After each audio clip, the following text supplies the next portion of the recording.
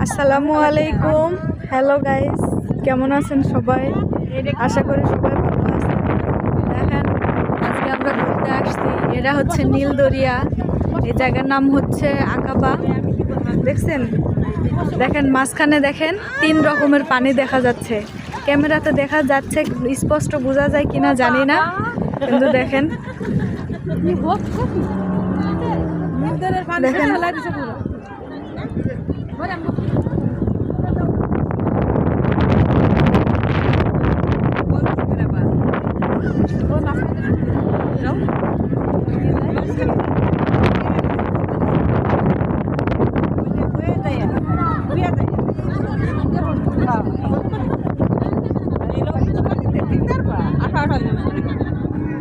দেখছো